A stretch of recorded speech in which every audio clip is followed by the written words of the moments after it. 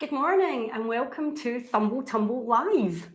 For all of you guys who've just tuned in from the fabulous Joe Wick's PE sessions, I hope that you're energised and ready to go. Because remember guys, you have got to exercise your body as well as your mind, especially over the next few weeks when you're going to be doing most things at home. Well, a lot more things than you're used to at home. Another thing that we really need to remember to do when we're at home is we're going to have to remember to wash our hands. Now, a few of you guys have sent me in some really cool ways that you can wash your hands. I've been hearing about happy birthday, but I think my favourite has to be baby shark. Oh yeah. Wash your hands, wash your hands, Now, parents, I'm really sorry because I know that's now going to be in your heads for the rest of the day. My bad. Anywho, last week, guys, I asked you to tell me what you wanted me to do during these sessions. And overwhelmingly, the vast number of you said what you would like me to do is read the rest of the book that I read to you last week, Thumble Tumble and the Ollpeist. So that's what I'm going to do. Over the next couple of weeks, every day, I'm going to read a chapter from the book, and then I'm going to set you some challenges that you can do at home after the session.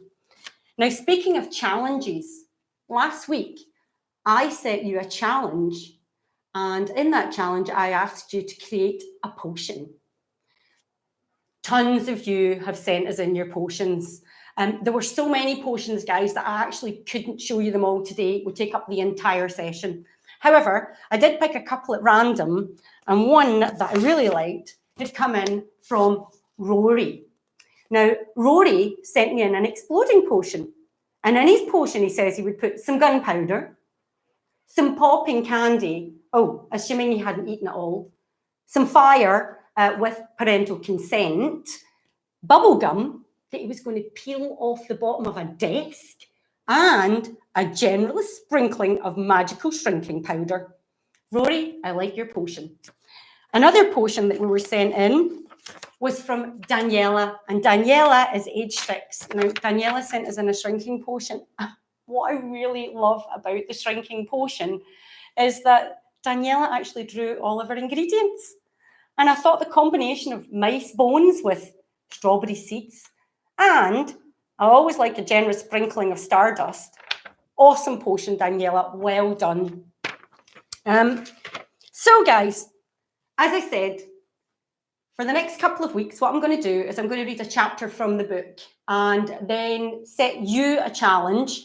Don't forget, for my challenges, when you do get in touch with us, what I will do is I will send you a bar of magic Scoffalicious chocolate, just like this. And this is a bar that I made earlier for me to eat later, obviously.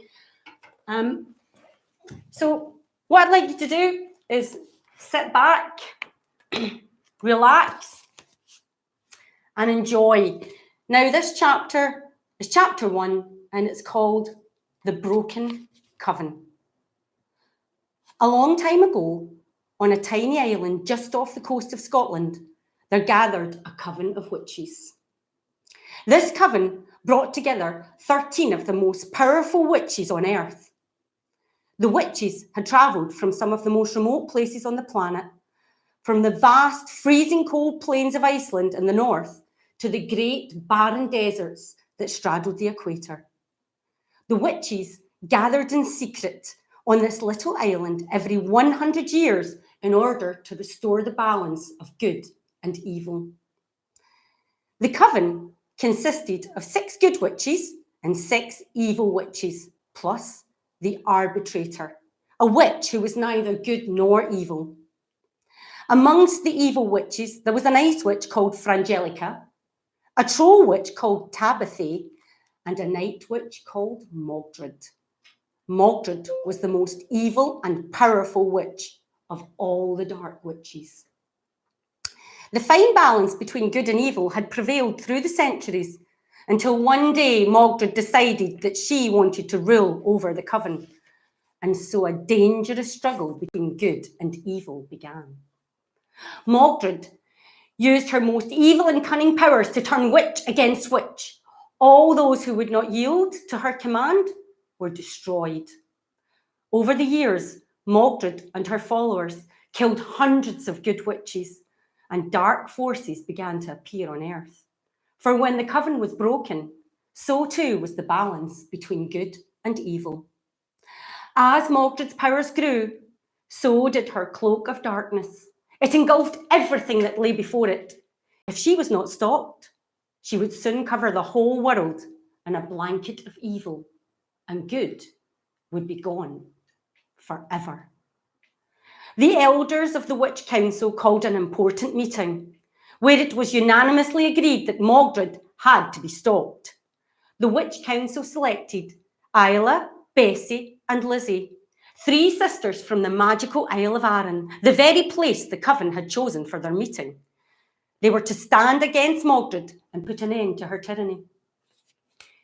Even though she had held the power of the Protector since she was a child, Lizzie had never been called to appear before the elders before, and she wondered what was in store for her. As she walked slowly along the dark corridor that ran through the Witch Council dungeons, the dim light flickering from the sparsely hung candles suddenly reminded her of the night that she had gained her special powers. She had been sitting at her mother's bedside, sobbing into her little white handkerchief.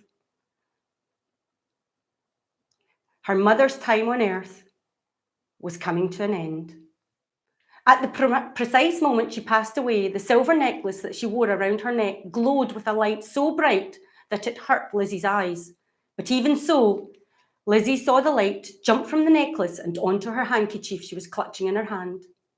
The light was gone, and that was how her mother's powers had been transferred to her.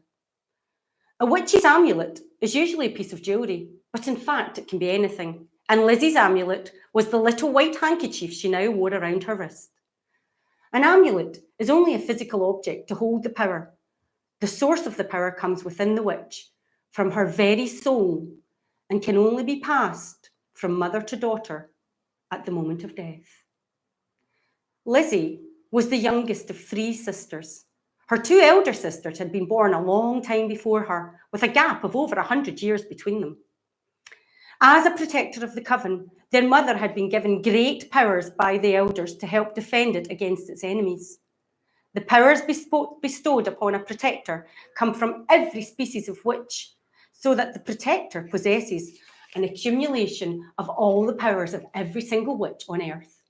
The force is so strong it can't be contained within the witch's body, and it is therefore held within their amulet. Lizzie nervously twisted her left hand around the handkerchief tied to her right wrist as the huge wooden doors at the end of the corridor came into view. At her approach, the massive iron bolt slid out and dropped to the floor with a bang so loud she thought it had shattered. The doors to the Witch Council chamber swung open, revealing an oval-shaped room, at the centre of which there was an oval-shaped table.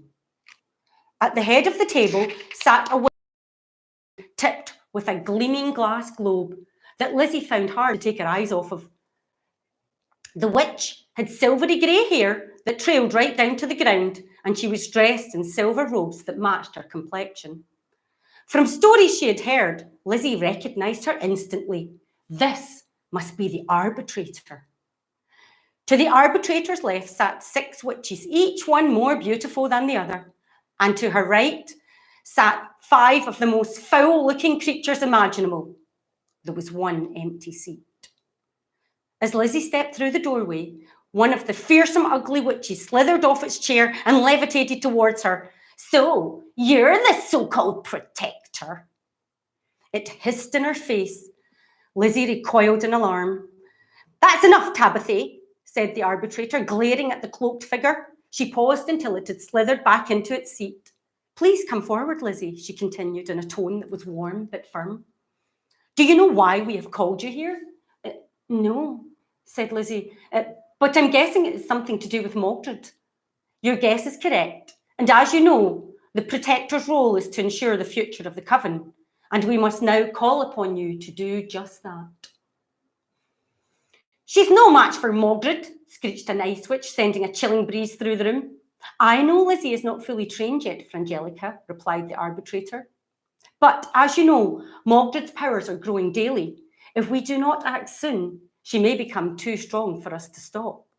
Then perhaps we shouldn't try to stop her, Frangelica retorted. Her complexion was so pale that her eyes glistened from the light reflecting from her icy facade, and the veins on her forehead stood out like blue scars. One of the beautiful witches rose gracefully. Sweeping her luxurious golden locks back over her shoulders, she slammed her hands flat on the table. Lizzie leapt back even further this time. The unexpected outburst had given her even more of a fright than the slithering creature had. I know you would prefer to see the world under a sheet of ice, Frangelica, but if Mogdred doesn't stop, there will be no world left for you to freeze. Do you understand? She shouted. If Mogdred's evil continues, she will destroy us all, good and evil. Order, the arbitrator interjected, motioning the elegant witch to sit down. Lizzie will not be alone in her quest. As I understand it, Lizzie, your sisters have the power of spellbinder and alchemist, do they not? Yes, they do, nodded Lizzie. Bessie is a brilliant spellbinder who can cast any spell from the Book of Enchantment, and Isla can create a potion just by thinking about what it does. Then it is agreed, announced the arbitrator. Lizzie will battle Mogdred with the help of her two sisters, Bessie and Isla, right here on the Isle of Arran. And just how do you propose getting Mogdred to come here? At the very heart of the Coven, hissed Tabitha. Tabitha was a witch troll. She had a long, thin body and her head was gigantic, which was ironic, as witch trolls are usually all brawn with very little brain. We shall offer up a prize so great that Mogdred cannot resist, the arbitrator said decisively. Raising her wand above her head, she shouted, Glancioso! Lizzie ducked as the globe detached from the tip of her wand and whizzed right over the top of her head. It shattered against the wall, but instead of broken pieces of glass falling to the floor, they formed into a huge mirror that was magically suspended on the wall. The all-seeing globe, Lizzie said. But how will Mogdred find out that Lizzie has the globe? Tabitha snarled. Well, I'm sure we can rely on someone in this very room to betray us, replied the arbitrator, raising an eyebrow in the direction of Tabitha and Frangelica. That's the end of that chapter, guys. I hope you enjoyed it okay. Now, in this chapter, I'm speaking about a coven of witches and actually a council of witches. And my council of witches has got, 13 witches. 6 good, 6 bad, and 1 arbitrator. Now, for your challenge today, I thought it would be quite good fun if you created your council of witches. Now, since it's your council, the first time I tried to do this, 13 was a challenge. So I'm going to shrink it down a bit. I think we should go with 7. Let's have a council of 7 witches. Okay, now, in your council, you need 1 arbitrator. Okay, we're going to need 1 arbitrator, and then we're going to have 3 evil witches and 3 good witches. Okay, so you're going to have 7 witches in total. 1 arbitrator, 3 good witches, and 3 evil witches. Now, here's the thing. For your evil witches and for your good witches, you're going to have to, first of all, find out what kind of witch they are. Now, for an evil witch, I think I might choose something like a snake witch. Okay, that sounds nice and evil. So I could have a snake witch. Okay, so she's a snake witch. I need to give her a name. I'm thinking snake, slimy, Scales. I think I'll call my snake witch Scales. Okay, so my first evil witch, she's a snake witch. She's called Scales. Powers. Every witch needs a magic power. So my power, I think, venom. So for my first witch, she's going to be a snake witch. Her name is Scales, and her magic power is venom. Now, I think we should also describe what they look like. I think my snake witch is going to look slithery. She's going to look a bit like a snake. I don't want snake hair because some other witch has got that. No, I think what I'll give her is a forked tongue. That makes her quite snake-like. Now, I want you to create 3 of these evil witches. I want you to tell me what type of witch they are. I want you to give them a name. I want you to give them a power and then describe what they look like. And now we come to the good witches. I think they might be even more difficult to do. So I'm thinking we all love unicorns, don't we? Yeah, we do. So for my first good witch, I think I'll have a unicorn witch. A unicorn witch. And I think I will call her, let me think. What could we call her? Flo. I quite like that. Flo. Yep. I think because of her lovely flowing hair, the way maybe a unicorn's tail would swish in the air. Right. Okay. Power. Well, she's obviously got the power to stab people with her unicorn horn, so I think that's stabbing power. So her power will be stabbing. Okay. And what does she look like? Well, she's a beautiful witch with a unicorn on her head. That's right, a big horn on her head to make her look like a unicorn witch. So your challenge today, guys, is to create your own council of witches. I need 7 witches. Okay, 7 witches. One of them's got to be the arbitrator. You can describe your arbitrator. You can make them look maybe half good, half evil. I don't mind. 3 evil, nasty witches. These guys are horrible, okay? They're types of witches with names that are a bit and powers, and describe them. And the same with your good witches. Now, if you want to give yourself an extra challenge, you could draw them. You could draw your witches, and that would be fantastic.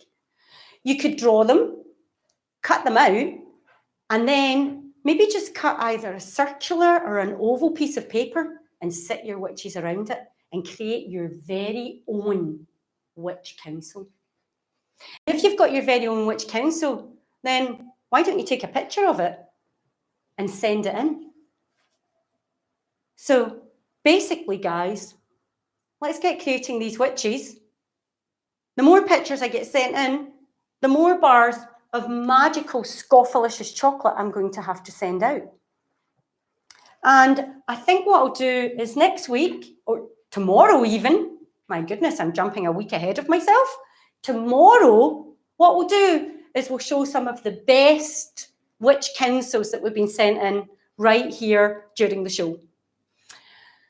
Now, there was something else that you guys asked me to do last week, and it was Aaron. Aaron sent in an amazing idea. Aaron sent an idea to write our own diaries. He thought it would be a really good idea if we recorded how we thought and how we felt during the weeks ahead. In fact, I think I called it our C19 diaries or our COVID diary or anything else that you want to call it, my secret C19 diary. It doesn't matter. What's really important is that every day you get out your diary and you pop the date on. Now, last week, guys, I made a big boo-boo. Yeah, I put the wrong date on the diary. To tell me that, thank you. Today is definitely the 30th of March. So you put your date at the top. So I think I could start, boom. I will put Monday, 30th March, okay? And then all you need to do is put down what you did. I got up, I had breakfast, I did PE with Joe Wicks. It was awesome. I washed my hands tons and tons of times. My parents now sing the Baby Shark song repeatedly all day, and they're driving me insane. I then watched the Thumble Tumble live reading sessions. They were awesome. You can put awesome down as many times about my reading sessions as you wish. And then going on, I believe some of you are going on after this to do some science projects. Great. But you can also say things like, because we couldn't go out so much anymore, what we started to do was play football in the house. Or we started to create our own games at home. We played at air hockey using a sponge across our mother's kitchen floor. Write down all the things that you're doing just now, guys. Please send it in. I will share it with everyone. But at the very end of all of this, at some point, we're going to look back and we might forget all the feelings that we had and all the cool things we were doing. So it would be amazing if you write your diaries, send them in, and then I am going to create one big diary, a huge big diary with all of our thoughts and feelings, all of your thoughts and feelings inside that diary. Now, as I was telling everyone about this diary, quite a few adults says to me, why is it only the kids? Why are only the children to write the diary? And I was thinking, that is crazy. Why are only the children writing diaries?